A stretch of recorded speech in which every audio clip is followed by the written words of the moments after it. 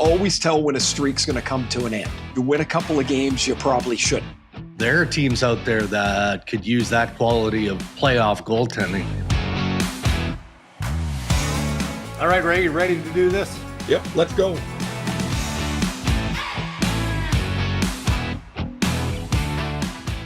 Powered by Red Media in partnership with TSN, it is Season 7 of the Rain Dregs Hockey Podcast, presented by our title sponsor, Tim Hortons.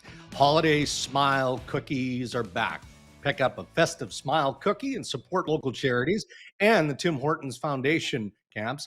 100% of all proceeds donated. Last year, incredibly, Canadians helped raise $10.7 million and over $20.5 million since the campaign began. So enjoy one, enjoy a few, but help make a real difference in your community. All right, Ray Ferraro in the home office, home studio, ready for the week that is, this lovely week in November. How was your weekend, my friend? Everything good?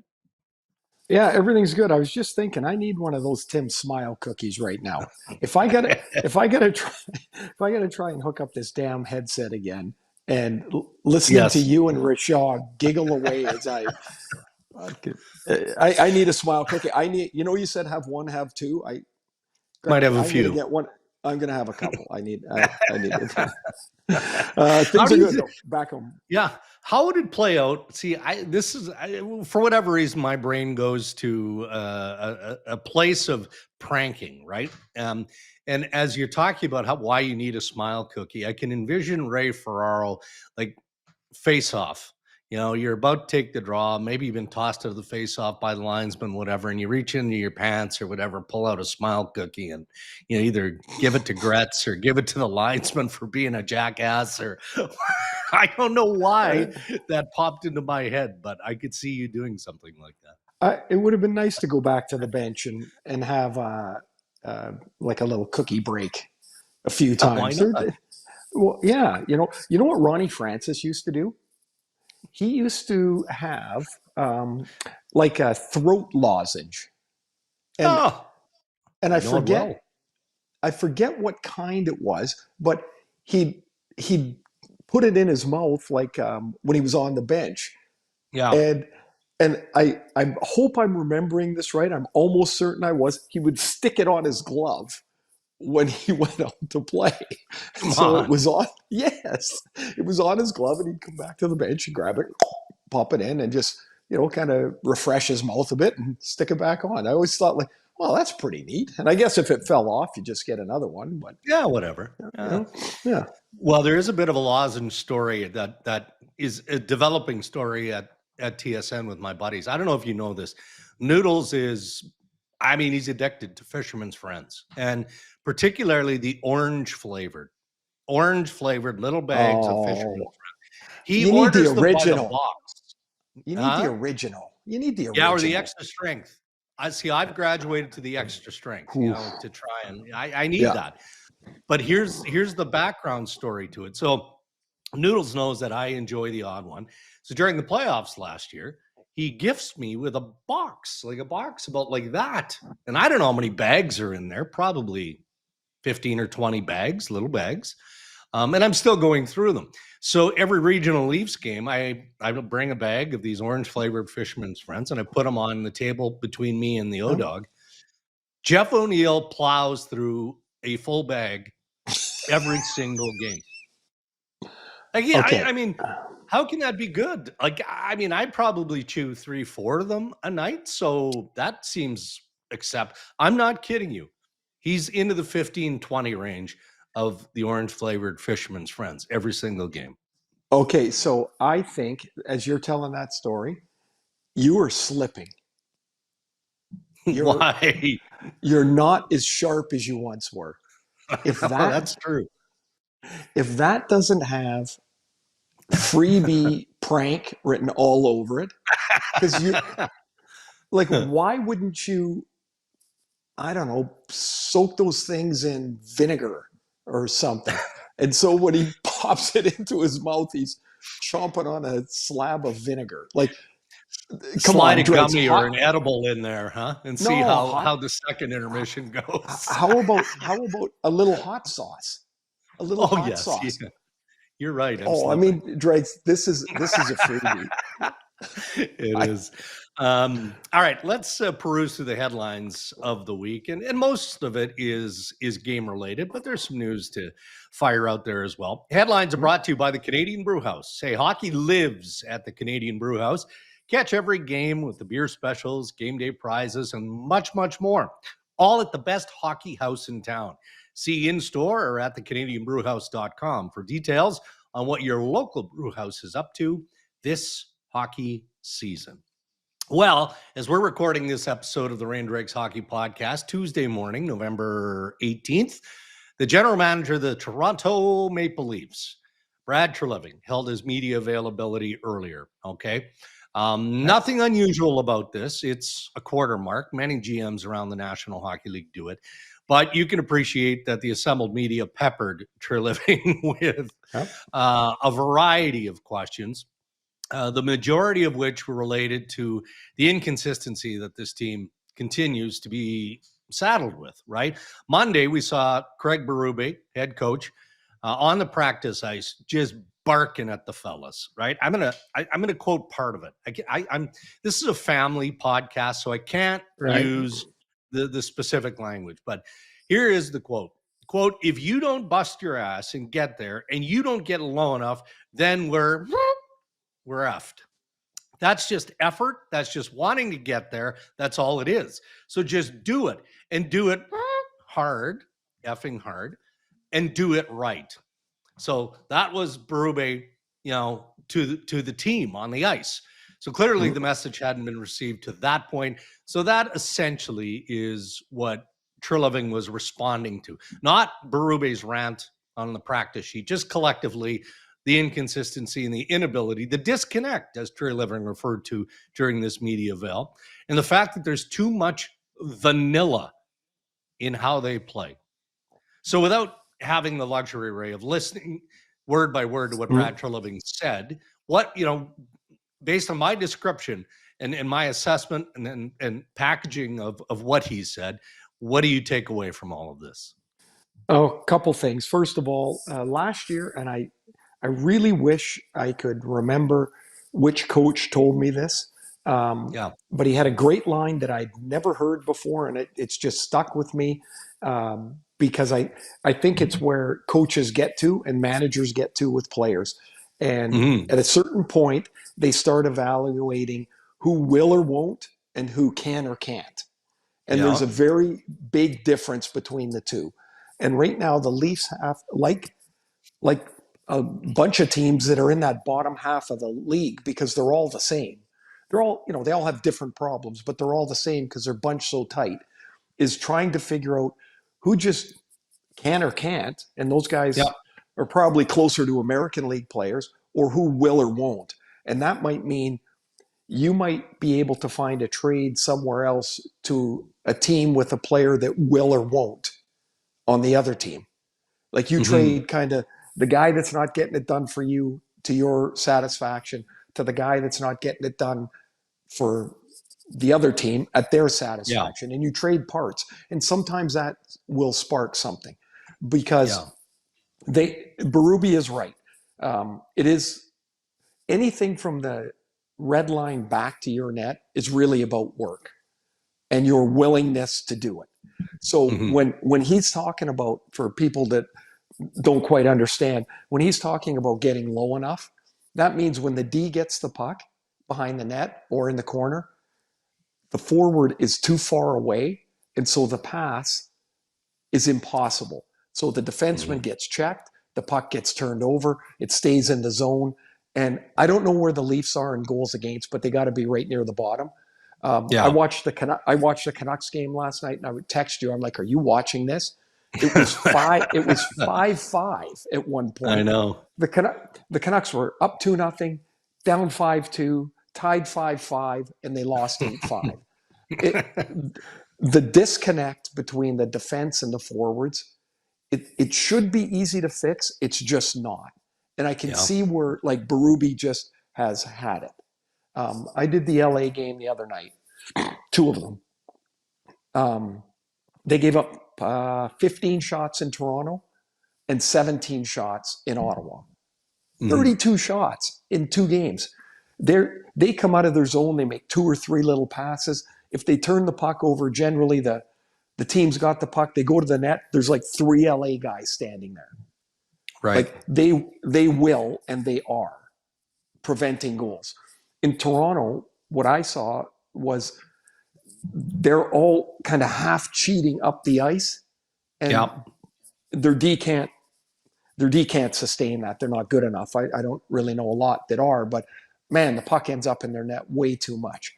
And Yeah. when the vanilla part of it was the second point that I was going to make, because Yeah. the first Yeah. point is will or won't. The next part is the vanilla. Remember in the summer when Tree was talking about he wanted to add, I don't know, what was the word? It's more snot or whatever we used to call Yeah. it piss and vinegar, Yeah. but I don't think you can call it that Same. anymore. Sure. Yeah. Well, the players he brought in, now they're too vanilla. Or they're playing too vanilla.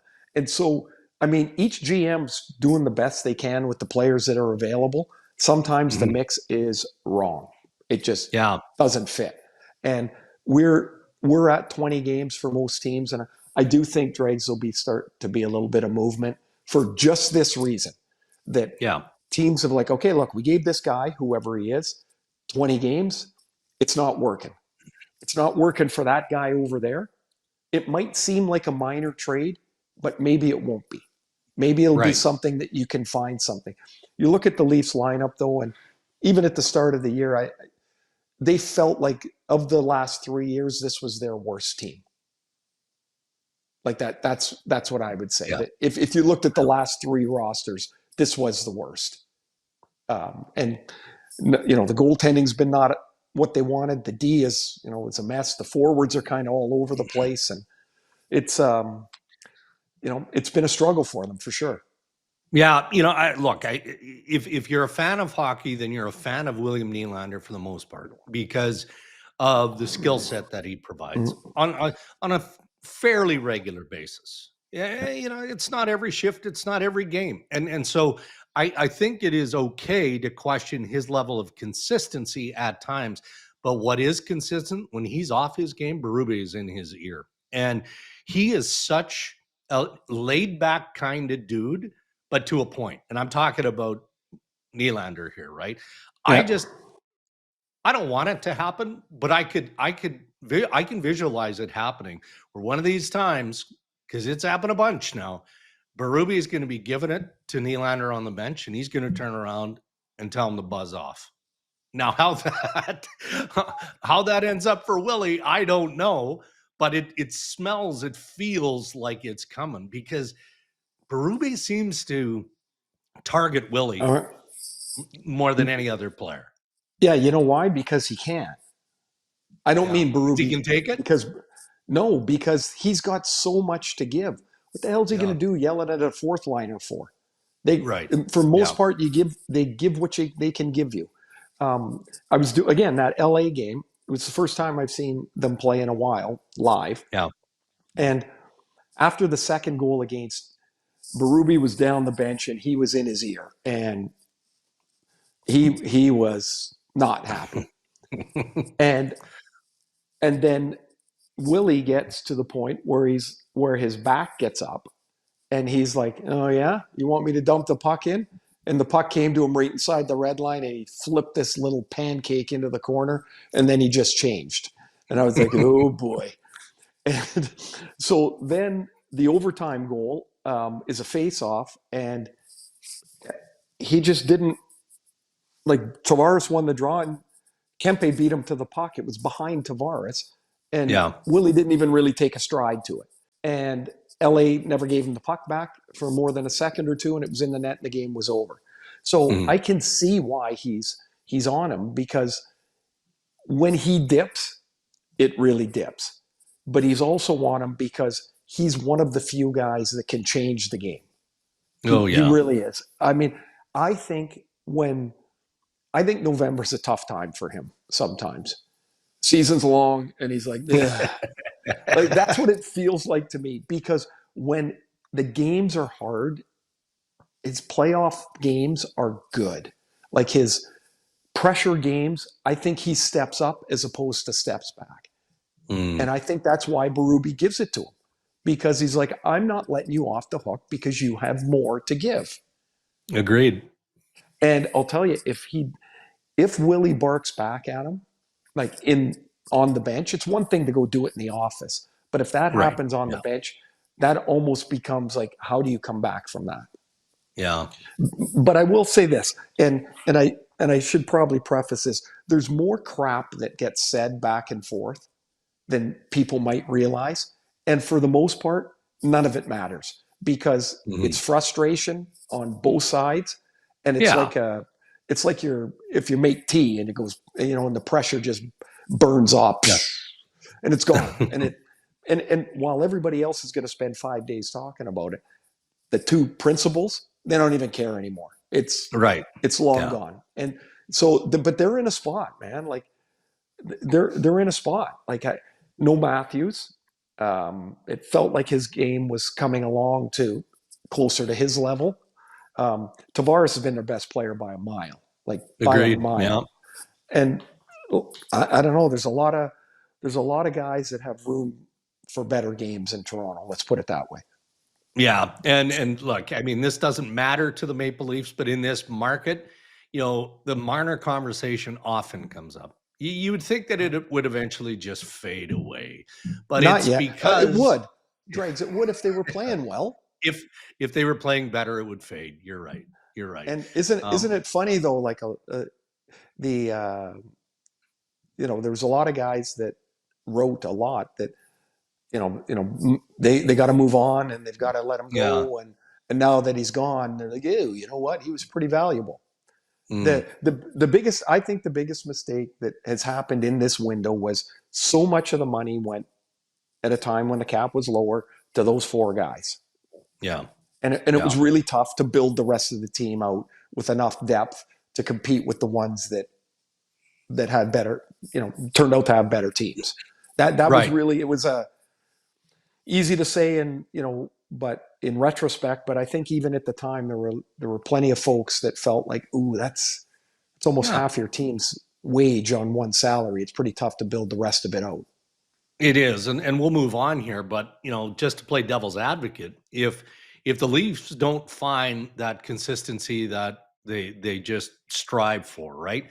We're going to get to the midpoint of the season, and it's going to be clear that making the playoffs is going to be really, really difficult. I mean, that could be their reality. It isn't right now, but they're 28th in the National Hockey League as we have this conversation. Granted, it's tough, right? Yeah. Okay. But Drake, so I was looking at the standings the other day. I know you've looked at them, and you have to do almost like a head check when you look at them. So as you know, I live out in Vancouver. They've got 20 points on the season. They're whatever position in the standings they are, 26 or something or other. But they're 4 points out of the division lead somehow. Yeah. And so I know every team is doing the same thing. They're like, wait a minute, we're 5 points out. That's 3 wins. Yeah.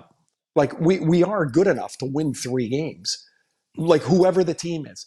And so that is, I think it's created almost like a false economy. And you have to decide in each place, what are we trying to do here? Are we just trying to scrape in? Because that's what it's going to be most of the year. It's going to be like that though for most teams. Right. No, there's not going to be 16 teams that are going to run away from the bottom 16. That's not going to happen. No. But I guess what I was saying in playing the devil's advocate role is that if you get to that place where and maybe you still feel you are in the mix, but you do have to try and do something dramatic, something, significant. It's hard to do because of what you said a minute ago. And that is the reality that core is still very much the same. And they're all protected by no trades and no moves and all of this stuff. So the player controls the process. Moving bottom 6 forward isn't going to move the needle in Toronto. No, okay, but so I hear you, but you say you make a significant move. Well, what could that possibly be? like it's one thing to say, oh, they got to make a move. They've got to, Yeah. Vancouver's last in goals against. Should they do something about it? Yes. What exactly? Uh, And right, it's fair. Yeah. Unless you decide like you're in St. Louis and you go, you know what, we're going to trade Jordan Kyrou, and we're going to really shake up what we're trying to do here. Mm-hmm. Like, how many teams have that in their holster? Like, Yeah. Toronto's not trading any of those big guys. It's not happening. And so how do you get any better? Like look at the teams that are, what's Montreal going to do, for example? They lose in 1 week, they lose half of their center ice position. It's crazy. So now what are you going to do? You look around, oh geez, there's another team looking for centers. Yeah. Right? Like Boston, had an 8-game winning streak. And now hopefully McAvoy's okay, and but they might fall into a different place. That like you could go almost team to team and go, man, what are they going to do? Like, what's the step forward? Is it a big move? Well, if it's a big move, how do you do that in season? It's pretty hard. Really hard. And everybody's, you would know better than me, but I think every team's terrified of this draft. They don't want to move their picks because they think it's a really deep, high-end draft. And so nobody really wants to think about the 26th draft. No. You talked about Vancouver and Florida earlier, right? And what a wild one that was, on the score sheet alone. I mean, 8-5 with the empty netter in favor of the Florida Panthers. 16 Florida players, Ray, with at least 1 point, including Bobrovsky. I mean, that's a well-rounded offense, isn't it? It was. It's so odd watching Florida play now because the people out of their lineup are such significant pieces that they just can't be the same team, right? Like they're just not. But to watch Bobrovsky give up 5 goals on, like, I don't know, what do you have, 15 shots or 16 shots? That was strange. Yet they needed to score yesterday, and they scored, and they scored lots.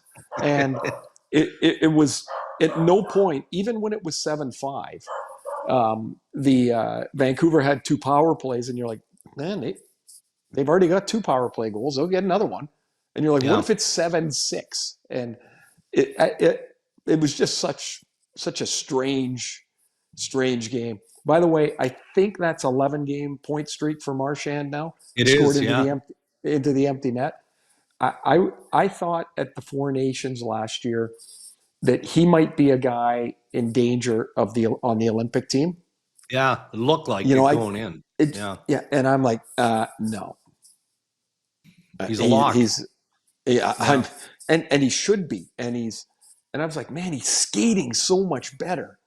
I don't know what these old guys are doing, but man, the way they move around the ice now is, as they get older, is really, really something to see.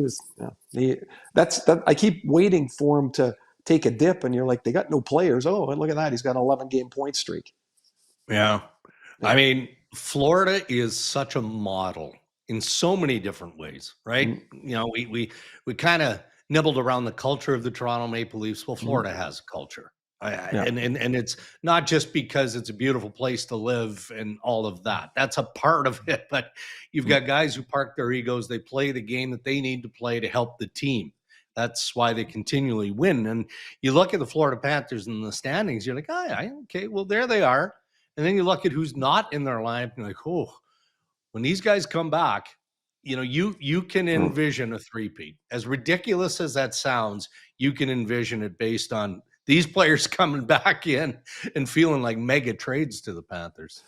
Yeah, I mean, I don't really know the status of Barkov.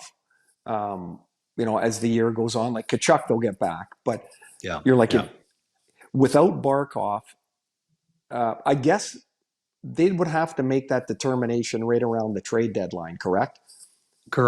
Yeah. Like if he's not coming back, then they can go out and do what they need to do, right? But they're going to have to. They would know with their doctors as they start projecting out. But one thing that is becoming more and more evident is as we've had more information about injuries, is how different guys recover. Like it can be the same injury and you come back 3 weeks faster than me. We think it's 4 to 6 weeks, but it takes me 7. And sometimes that's just the way it goes. So I'm with you. They're scary. Bobrovsky makes me wonder a little bit. Eventually a 37-year-old goalie is going to be 37. And, can he lock it back down? There's no reason they should be fearful, but it's hard to give the backup goalie a lot of games when your roster's in such flux. So they're in an interesting spot, but they just keep kind of like plowing away. And you're right, their culture is what they've built has become the envy of the league. You talked about doing a couple of LA Kings games, and injury seems to be a theme right now across the league. Abs are trying to make do, probably looking around the league for forward. They prefer a center. Toronto, we've talked about. Vancouver has had more than their. I mean, go on and on and on. The list of teams. Now the LA Kings are week to week with Drew Doughty after taking a shot to put on the weekend. And I like Jim Hiller's reference to it and his response. Yeah, well, I mean, look at last year. We went months without Drew, and we just found a way. And that has to be the attitude of the Kings. He's week to week, so you wonder a little bit about the Olympics where Doughty is concerned. But, he's a big piece of that team and how they play defensively. Okay, so when Jim Hiller says, we did it last year for months and months, they also had Gavrikov last year. Yeah. And that becomes an even bigger miss or loss for them now, right? They're going to miss him. He's a really good player and was a really good player for them. I was doing that game. It was a point shot. He didn't see it, and it hit him right in the foot. And he was sitting right beside me when he got back to the bench, and he just had his head down, and he was like just grinding it. And he's like, he's thinking, please go away, for the stinger to go away. And then after the game, I saw him. He was in a walking boot, and you're like, well, that's no good. And as they say, he's week to week, which the Olympics they're not in danger for him, like time wise, I wouldn't think. But every time, there's an injury now, we're getting into that time frame of, man, terrible for the team, but what does that mean for the Olympics? And there's so the U.S. has got Matthew Tkachuk to worry about, of course. Do they have Jack Hughes to worry about? Probably not, but we're kind of in the. You're starting to get close again, right? He got hurt at a team dinner somehow, and jeez, man, it's hard enough to coach, and you're like, can you? What's the worst thing that ever happened at one of your team dinners? Like, all kidding aside, somebody dropped a bottle of wine, and we're like, oh, we still have to pay for that, and it's pooling on the floor. Like that was the worst thing.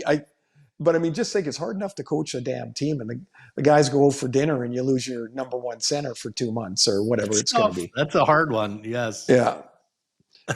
So it'll be interesting. I mean, I'm starting to view everything through that Olympic lens, and I know the teams, the coaches, they're like, yeah, that's fine. That's way over there. We got to worry about what are we going to do? What are we going to do now?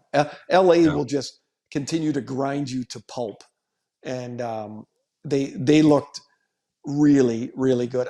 I got to say, though, the Ottawa-LA game, the shots at the halfway point were 6-6.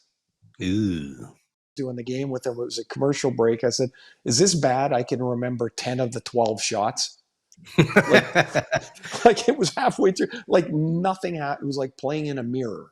Check, check, check, check. Oh my God. I hope those two teams never play again. Jeez. You were watching on the weekend, I'm sure, the Detroit-New York Ranger game. I mean, it was interesting. It was a decent enough hockey game. But the way it ended is the reason I bring it up now, right? Right. And I've always been a fan of Jonathan Quick for a number of different reasons. I mean, the guy is just that old school battler of a goaltender. Whatever it takes, I'll do whatever I can do to try and stop the puck. That's just my job, and I'm going to do it, and I'm going to go down swinging, trying to get it done. And he literally tried to do that. So for those who are watching or didn't see it, empty net, Mason Appleton at the buzzer, maybe a whisker past the buzzer, from the Detroit Red Wings, fires it into the New York Rangers empty net. Wow. Right. Jonathan Quick was not having any of that. Like, he was off the bench instantaneously with all of his teammates, and he couldn't get to Appleton before having to go through Dylan Larkin, but man, did his wires touch. And I'm like, I kind of get it, but that's a bit of an overreaction. I mean, maybe in the 80s that stuff happened. I don't know. It is funny when the goalie's in there and somebody shoots the puck after the whistle. It's like, you should go give the guy a whack. Like, don't do that. It's plays over. And when the net's empty like that, it's like you're defending the castle. And you're like, but there's no one in the castle. They've all left. There's nobody there. No. I will say there is a picture I saw. I'd like to give credit to who took it, but I don't know, of the scrum at the end of the game when all the guys were piled in together and they were both wearing those dark uniforms. Yeah. Oh my! If I was in that scrum, I would get that picture and that would be up in my office. That it was art. It was spectacular. I just loved everybody's in. I got to tell you, one time. So I've always thought of Quick a little bit like Dominic Hasek. Like, there's, they're all over the place and they stop the puck.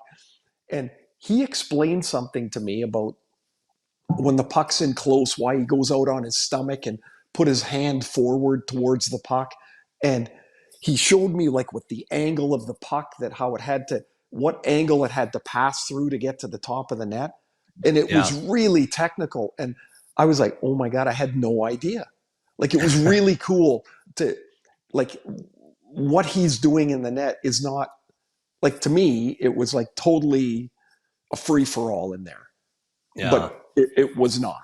It was clearly not. And when he explained that to me, it gave me a whole new level of appreciation for what he does. Okay, last topic of the Canadian Brewhouse headlines. And I want Grandpa Ray's response to this, okay? Boy. And I think it was Frankie Corrado, our buddy Frankie, who forwarded me this social media post from a minor hockey organization in the Toronto area, soliciting for young players to come and do an identification skate. Really, it's, you're trying to pick teams and, here's this kid, little Johnny, is a pretty good skater, goes into that group. This guy, maybe not so much, goes into that group. Whatever, doesn't matter. $40 per player, okay? And the ID skate, as it's described in Toronto, is for 4-year-olds and advanced 3-year-olds. There is no such thing. They've been out of diapers for 6 months. Like at this point, there should be, the only thing that should matter is that the advanced 3-year-olds and the 4-year-olds, that they love it when they're out there. They have so much fun. They have little bouncing balls on the ice and and whatever they're doing, and that they want to come back. And you help them grow to the point that it's something they love. That's it. And now at some point, kids get separated by ability. When they're little in particular, it's for safety. And I get it. But okay, $40. So how many little rugrats are out there? Are there 30? Well, I mean, 20 is $800. There'd be more than 20. They're probably pushing 40. So we can all see what's going on there. Yeah. Ice is not $1,600 an hour. I mean, if it's 500-600, probably in that area, you're right. Somebody's putting 6, 7, Yeah, 800, $1,000 in their pocket. I get why people want to make a living. But that stuff's almost predatory. But parents will do it. It's not the Yeah, guy's fault. Mom and dad are taking, this no. 3-year-old, this advanced 3-year-old to this ID skate. Like, Oh, what are we doing? Dregs, I get it. Except, so say they don't go. Then what do they do? Like, if you decide to put your foot down and you're like, okay, I'm not paying this. It's absurd. And then what? Well, I guess you just go to another minor hockey association that has 3-year-olds on the ice, and they're all out there, 40 of them, and they all get a Tim Hortons cookie at the end. Like that. Yeah. That's what 3-year-old hockey should be. 4-year-old hockey should be. Agreed. And like I can't think of one possible positivity out of this. Nothing. I mean, you don't have to be a grandparent to get the response that I just got from you, Ray. I knew that would be your response, but Frankie and I are going back and forth with this. I'm like, I can't even. I'm so far removed from that, thankfully. But I'm like, I don't know what is going on here. I think they'll be fine at 6, 7 years of age, getting on the ice and getting organized. And by the way, if your kid goes to any skate and comes back to you and with a big smile on his or her face, that means they're going back a second time. That means whatever the coach did out there was a success. Yeah. Because they want to go back. At that age, are you kidding me? That's all that matters. All of it. All right. Those are your headlines. Thank you to the Canadian Brewhouse. Ask Ray and Dregs Anything, Raymond, is lined up for Thursday, which is, I believe, our next episode of the Ray and Dregs Hockey Podcast. So you can send us your thoughts. Maybe. Yes. There's some stuff that's kind of on the line here to move into the territory of the next episode. But you can send us your thoughts and questions on X or Instagram at Ray and Dregs. Zuby's away to start the week, so we're going to bring in Steve Taylor, and Steve is helping us operate here and recording this episode, and he's going to help us as well, Ray, with the Tim's Hockey Challenge. Before you let Steve start, Steve comes in and helps out, and he's does an awesome job, and he gets grumpy Ray that can't hook up his phone today. I was actually, when I had to sign back off and come back in twice or 3 times, I'm sure Steve's like, what an idiot. Just like, okay. Do I really? But times when you had signed off and were coming back in, Ryan Rashad said, Steve, mute your mic. It's okay if Dregs and I laugh at Ray, but if you laugh, he's going to snap. I know my buddy. I know my buddy well. I have not yet earned the right to laugh at Ray. No. You need another couple of shows under your belt, Steve, before you can laugh. Well, I found it entertaining anyway. That is totally, is it not? Like, as you guys know me, like, because I can't do it, and I'm already so mad at me that now I have to be angry at something else. Like if Ollie would have walked in here, I would have been like, "What are you doing, Ollie?" But yes, for sure. Yeah, that was it. So, hey, Steve, thanks for helping out today, Steve. The first time you tried to fix it and it didn't work, Ray, Dregs and I looked at each other on our cameras, and I shook my head like it's not working, and he looked at me like it's not working. So then, how about this one? Okay, Ray, I'm gonna need you to take a big breath here, bud. Yeah, I appreciate you guys really having such a supportive tact towards this whole thing. We got you, buddy. We've all been following you on Twitter. We knew what was happening this morning. We've been following you. Yeah. One, you know what? You got to admire the passion, misguided as it is. You've got to 100%. You got to admire the passion. Makes the show great. Yeah, Well, I meant from the verse, the X verse, and all of that. Oh, yeah. All right, Steve, bring us up to date on the Tim's Hockey Challenge. I feel like I'm going to like it again. Yeah, Dregs, there's a reason you're really? pushing hard for this. Dregs went 2 for 3 on the last show day. He had Shifley and Geeky getting him 2 out of his 3 selections. So he's sitting at 12 for 30, 300 points. Ray, however, 12 for 30. Yeah. Oh, not bad. Yeah. Ray, however, went 0 for. So, yeah. I'm 0 for my last 6. I'm last consistent. 6. I left that part out, but yeah, you're sitting at 10 for 30, 250 points. But you guys will feel a bit better because Schauger is 7 for 30, 175 points. And Zuby, who puts the Ray and Dregs account selections together, they're sitting at 28% for that. So not bad. Not bad overall. Yeah, he's picking every day, so that's a lot. Like he's I thought Ryan had a really good, a really good pick last time. He had Matthews and Jack Hughes. I thought that was really good, and it just didn't work out for him. I don't know. No, could try them. No, I accidentally mishit one of the selections early in the year, and I'm going to be eating this all year long. It was a total accident to pick an injured player. I did take Adam Lowry this week, though, for today. Hey, so did I. I feel like Did you? I feel like it's time. And Columbus is going in there back-to-back nights. I'm like, you know what, man, I think so. Do. Okay. Excellent. All right, Steve. Thank you, buddy. Thanks, boys. So there's your Tim's Hockey Challenge. Dregs up in top spot, top of the table. Feeling pretty good about that, but I'm also due. I'm probably a 1 episode per week guy when it comes to the Tim's Hockey Challenge. Where who's kidding who? It's guessing. That's what we're doing. We're sure, picking but it's fun though. 3 piles, but it's fun. Yeah, we have a good time with it. All right, what's your broadcast schedule like this week, buddy?